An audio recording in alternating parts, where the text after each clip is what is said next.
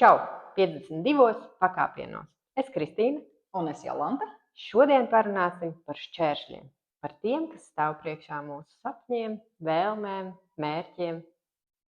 Pirms dodamies tālāk, aizver acis un iedomājies.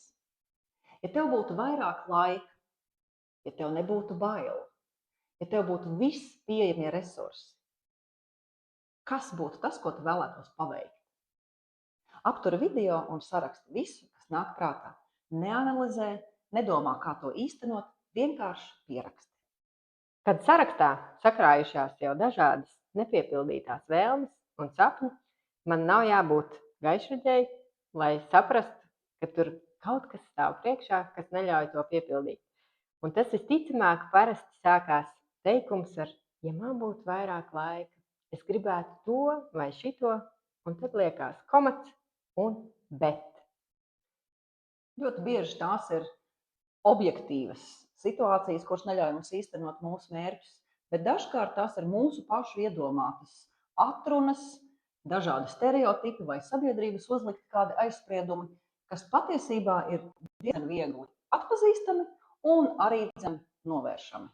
Un mēs piedāvājam neticēt tam, kas skan aiz teikuma daļas, kas sākas ar bet izaicināt šo savu atrunu, paskatīties, identificēt viņu un varbūt atrast veidu, kā to apiet.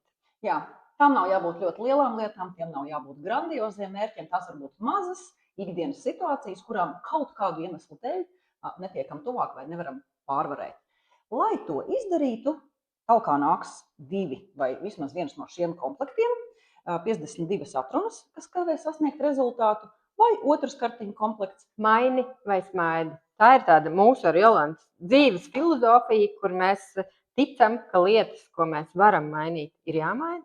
Savukārt lietas, kuras mēs nevaram mainīt, ir jāatrod veids, kā par tām smaidīt, ja pieņemt, iespējams izveicot kādu vienu soli ceļā uz šī šķēršļa apiešanu. Jā, tad kartiņas 52 atrunas vairāk ir ar vārdiem, teikumiem, apgalvojumiem un reālām atrunām, kuras mēs esam starp citu apkopojušas balstoties uz dažādām sarunām ar mūsu pašu vienaudžiem, kolēģiem, klientiem vai jebkuriem citiem sastaptiem cilvēkiem, runājot par to, kādēļ tev neizdodas sasniegt savus mērķus vai piepildīt savus sapņus. Piemēram, es jau vienreiz mēģināju, citiem sanāk labāk, paskatīšos, kā citiem izdodas, tad ķeršos klāt, negribu piedzīvot neveiksmi vai līdzīgi. Savukārt, ja ir sajūta, ka es negribu, lai man pasaka priekšā konkrētā tekstā, kas ir mans šķērslis, iespējams, es to varu ieraudzīt kādā attēlā, kas ir, piemēram, šajā gadījumā ir kaut kāds neizējams labirints vai krēsls ar nolūzušu kāju vai daudz dažādi citi zīmējumi, kas vieglā veidā iespējams parāda asociatīvi, kas tad ir tas mans šķērslis. Lūk, un šīs kartiņas var izmantot, lai atrastu savus mērķus un sasniegtu tos daudz vieglāk, izmantojot abus komplektus vienlaicīgi.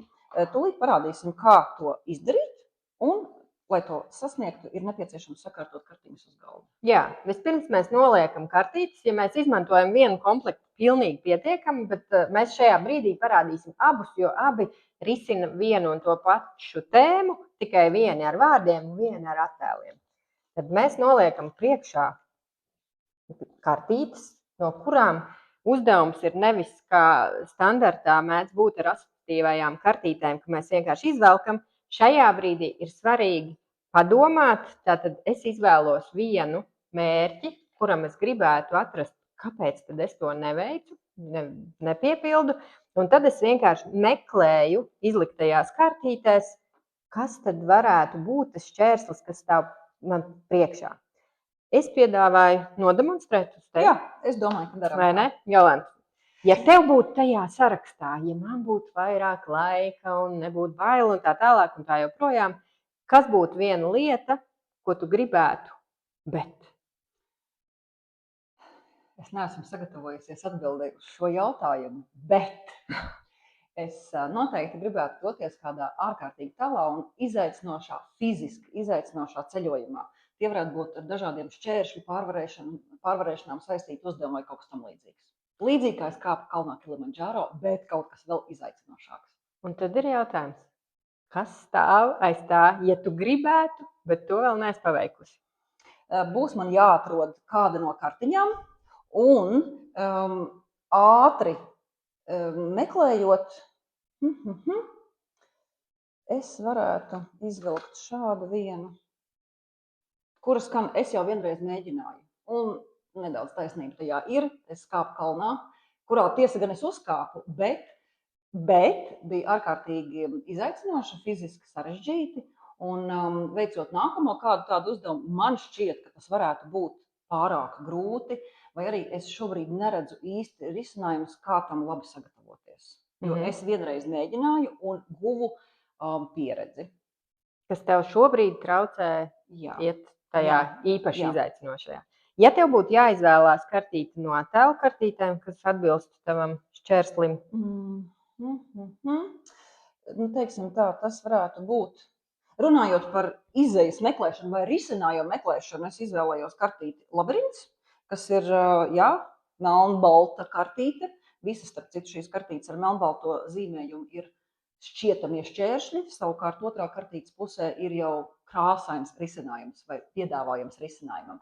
Tad kādēļ es izvēlējos kartīti Labirints, jo šobrīd es īsti neredzu risinājumus, kā es varētu sasniegt šo mērķi, ņemot vērā to, ka ir jau laiks pagājis, fiziskā sagatavotība iespējams vairs nav tādā līmenī, un visticamāk arī šis fiziskais izaicinājums būs vienkārši sarežģītāks un grūtāks. Un tagad sāks izaicinošākā daļa darbam ar šīm kartītēm. Es varu turpināt, tātad, ja es būtu Jolanta, man būtu šis šķērslis, es mierīgi varu turpināt sēdēt aiz savu betu, jo tad, kad es ticu savam šķērslim, kas vienreiz mēģināju, es zinu, cik tas ir sarežģīti un tā, es to negribu. Es vienkārši apsēžos, sēžu mierīgi, mēģināju, bet, tas paliek nepiepildot to vēlmi sarakstā. Savukārt, ja es gribētu tomēr izaicināt šo šķērsli un paskatīties, vai es tam ticu vai ne, mans uzdevums ir griezt to kartīti riņķī, gan to, ja mēs izvēlamies tekstu kartīti, gan bilžu kartīti, vienkārši griezt riņķī un meklēt to izēju. Šis ir tas solis, kurā es esmu gatava spērt pirmo soli, vispār apšaubīt šo savu betu. Tad, Jolanta, kas būtu tas, kas ir otrā pusē? Tā atbilde un iespēja, kā es varētu paskatīties uz šo pašu situāciju, tikai nedaudz no otras puses, starp citu, kas mums katram ir iespējama, tā ir mūsu izvēle, vai mēs turpinām skatīties uz šo pusi, vai tomēr fiziski apējam kartīti apkārt, vai metaforiski runājot, paveramies uz konkrēto situāciju, problēmu vai šķērsli no cita aspekta ar citām acīm. Lūk, manā gadījumā tas būtu šāds komentārs vai iedrošinājums. Protams, ar šādu attieksmi es jau vienreiz mēģināju, tu šobrīd tālu netiktu un pat faktiski arī nestaigātu, bet vēl joprojām rāpotu. Atceries vienu lietu, neatlaidība ir ielikta mums katram šūpulī. Pajautā vecākiem, cik reižu tu paklupi pirms iemācījies staigāt. Viņi nespēs atbildēt, jo tās skaitāmas tūkstošos. Tādēļ celies un mēģini šodien, maziem solīšiem, sevi saudzējot. Henrijs Fords reiz teica, ja tu saki, ka tev neizdosies, tev ir taisnība. Ja tu saki, ka tev izdosies, arī tad tev ir taisnība. Ir vērts pamēģināt. Varbūt izdodās, vai ne? Un tad tālāk seko vēl nākamie instrumenti ar norāžu kartiņu palīdzību, noskaidrot 3 iemeslus, kādēļ ir vērts mēģināt. Pamanījāt, mēs faktiski jau mainām domāšanu ikvienam šim spēles dalībniekam, vai tas ir jaunietis vai pieaugušais.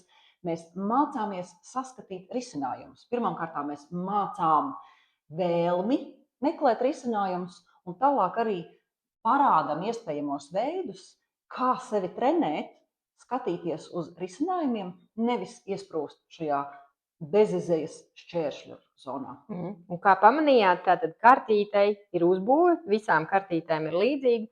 Sākumā ir tāds izaicinošs teikums, kā tomēr sašūpot nedaudz šo pārliecību, un tad ir konkrēts rīcības ieteikums. Šajā gadījumā ir ar norāžu kartīšu palīdzību atrast 3 iemeslus, kādēļ ir vērts mēģināt. Jā, un tad, ko nozīmē norāžu kartītes? Tās var būt jebkuras asociatīvās kartītes no jebkura cita kartīšu komplekta. Šai gadījumā konkrēti šim komplektam klāt ir 10 norāžu kartītes, kas ir tiešām asociatīvās kartītes, kurās mēs meklējam asociācijas. Un, ja es neesmu bildīšu cilvēks, jo, redz, es izvēlējos šo komplektu, otrā pusē kartītēm ir vārdi. Tas nozīmē, ka es ieraugu, piemēram, ko tu ieraudzītu, kādu vārdu. Jā. Ieguvums, kas man uzreiz skrien pretī, tas noteikti būs ieguvums. Ja man situācijas spiež skatīties no pozitīvās puses, tad kāds būs mans ieguvums? Es uzreiz varu nodefinēt. Tās būs noteikti neaizmirstamas pozitīvas emocijas. Visticamāk, lai vai kāds būtu rezultāts, vai sasniegt šo mērķi vai nē, es būšu iemācījusies jaunas lietas par sevi, tie būs kaut kādi piedzīvojumi. Vēl man nāk prātā vārds, nevis nāk prātā, bet šeit rakstīts ir vārds gavilēt. Tas droši vien liekas komentārus. Un atkal, vārds atkal arī ir šajā sarakstā. Šeit ir vairāki, bet es pieminēju dažus, kas burtiski skrien man pretīm un saka, šie ir mani vārdi. Un caur šiem vārdiem mēs turpinam sarunu un meklējam to iespēju, kā tomēr to šķērsli apiet un nenoticēt. Ja mēs tomēr strādājam tikai ar vienu komplektu, ar attēliem, tad Jolantas uzdevums būtu pirmkārt pieņemt lēmumu. Tātad, vai tu esi vispār gatava pāriet šķērslim otrā pusē, paskatīties, ko ar to darīt. Un tad es pat mēdzu darīt tā, ka mēs fiziski mainam vietu. Tātad, ja es pieņemu lēmumu kaut ko darīt, man ir fiziski jāmaina vieta. Es pieņemu lēmumu mainīt. Nu redz. Jā, tā kā pat fiziski. Un šis ir grūtākais. Strādājot ar grupām, visbiežāk grupa turpina sēdēt, jo ir nērti, jo es taču jau ieņēmu šo vietu. Man jau te patīk. Un tas ir pierādījums tam, ka tomēr, lai apietu šķērsli, mums kaut kas ir jādara. Tu pieņēmi lēmumu, tu skaties otrā pusē, un ko tu tur redzi? Jā, es redzu, ka ir dažādi risinājumi. Šis ir, protams, tikai kā viena maza ideja, varbūt pat nedaudz karikatūra, bet jā, šim šķērslim ir iespējams apiet vienkārši apkārt, nevis censties lausties labirintā, kurā varbūt tiešām nav izeju, ir noteikti kāda cita ceļa. Mēs esam pieraduši runāt par skatīšanos vai domāšanu ārpus kastes. Iespējams, ka šis ir risinājums manā gadījumā. Tā kā šī ideja, kas tiek piedāvāta attiecībā uz labirintu, ir vienkārši iziet ārpus šī labirinta un nemocīties, nelausties aizvērtās durvīs. Un ja mēs izmantojam šos komplektus kopā, tas nozīmē, mēs varam runāt gan ar vārdiskām atrunām, gan asociāciju veidā. Tātad, kas tas ir par labirintu, kas stāv priekšā? Jā, un ja mēs runājam par darbu grupās vai visai klasē kopā, tad šī situācijā, protams, katrs nodarbības dalībnieks sarakstīt uz lapas šos 3 iespējamos ieguvumus, kas viņam būtu, ja viņš vai viņa gribētu īstenot šo savu mērķi un pārvarēt šķēršļus. Un attiecīgi tālāk, tad jau tas ir vai nu individuāls darbs, vai atkal darbs grupās, kur dalībnieki pārspriež un uzklausa vienas otra idejas, kas ir svarīgi, dot arī norādes, iedrošināt vienam otru, nekritizēt. Un šī brīdī pat nedomāt īsti, kā tu to īstenosi, bet svarīgi ir apņemties un sākt. Un reizēm mēs pavisam izaicinām grupas. Tas nozīmē, es padalos ar kādu savu sapni un bet. Un tātad es stāstu Jolantai, ka tur, jā, piemēram, ko es tagad varu, man tāds raksturs. Tātad es nesāku no rītiem vingrot, lai kā es gribētu, bet man tāds raksturs, es gribu no rīta pagulēt un tā. Un tad Jolanta pārņem šo kā savu. Un Jolanta pasniedz man šo manu problēmu kā savu un stāsta, ka viņai tāds raksturs. Un ko es daru? Es sāku Jolantai dot padomus. Un šis ir veids, kurā mēs varam ieraudzīt, cik reizēm smieklīgas ir mūsu pašu atrunas. Jā. Lūk, tā kā izmantojot vai 52 atrunas kartīšu komplektu atsevišķi vai kopā ar kartīšu komplektu maini vai smaidi, mēs dodam lielisku instrumentu, kā pamanīt savus šķēršļus, atrunas, kas dažkārt, es pat gribētu teikt, ļoti bieži ir mūsu pašu izdomātas vai sabiedrības uzliktas, un sniedzam roku, atbalstu, idejas un iedrošinājumu, kā šos šķēršļus apiet, lai sasniegtu savus mērķus. Un kā sacīts, kartīšu iekšējā kastītē, iekšējā pusē ir vairs nekādu atrunu, laiks rīkoties. Laiks rīkoties kopā ar 52 pakāpieniem šodien. Man liekas, ka labi. Jā, šis tā labi. Klāja. Tā, pirmais. Nē, nevis man, bet tev. Te kā viņi. Karbonādīti. Jā, karbonādīti ievelkam iekšā, biezonīt, šis nebija labi. Es domāju,